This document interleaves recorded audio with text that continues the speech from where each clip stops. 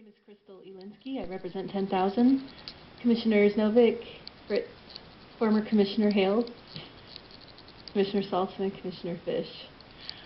I am interested in the fact that we are speaking about shootings, deadly force, only shootings, and I don't understand why we live in a culture where we have so many guns. I've never understood it. And even when you come to City Hall to speak peacefully and to help out, there are people present in the room with guns that I do not trust any more than the average person, really, but especially because they happen to be Portland police officers. So I think that we continue to talk about culture, and deadly force is just the next step with heavy-handed tactics. And that's what I see all the time. I mean, I'm a sweet-looking white woman, even though I've had some bad experiences. It hasn't gotten to deadly force, so I can see how it would escalate there. So my own personal experience is that this is sort of ridiculous, that this is how we approach it, with little recommendations, constant pontification, hypothetical pontifications about what we could do when what I see on the ground is very real. Everybody serves the police. The police don't serve the people. The city serves the police. They run with pure impunity, and that's the way it's been, and we need to first talk about that before we can get anywhere else. So changing the culture is one thing, but we were talking about hiring practices. I think it would be swell to start all over again. Why do we continue to hire the people we do? They're all pretty much the same. And I understand there are nice police officers, but when you're in a culture where you can't be a whistleblower, it makes it really hard.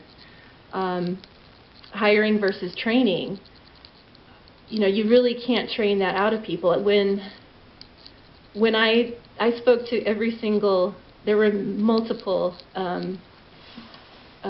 law enforcement officers on Saturday night, and every single one I told them, I wish you would go through the same treatment that we're going through now. I wish you knew what it felt like. And one of them said, if we did, we couldn't be police officers because it would be on our records. Oh, the irony. I said, many of us would be better police officers than you. I'm a good shot.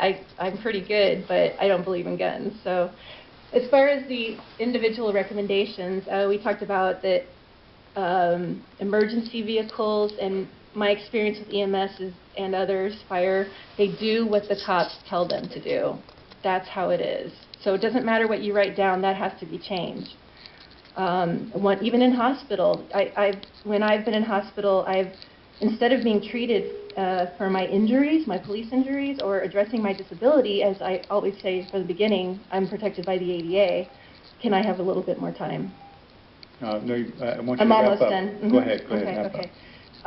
Instead of addressing my disability, they tested me for drugs, they gave me psych eval, and they tortured me by not allowing me to use the phone, etc.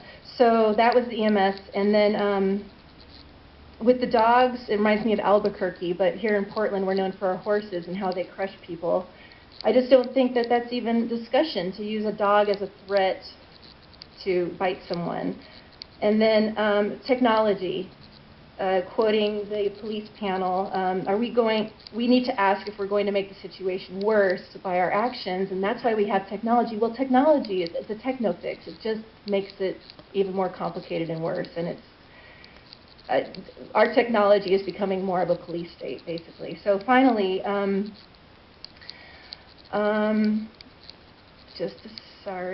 let's see. Sunshine Division, by the way, it's all genetically modified food. I wouldn't eat it.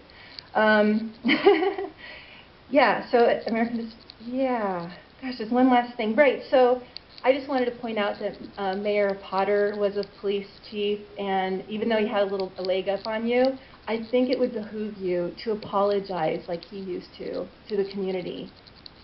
I think that would be really, really helpful, and that's a good start instead of the navel gazing. Thanks, Crystal. Thank you. Welcome.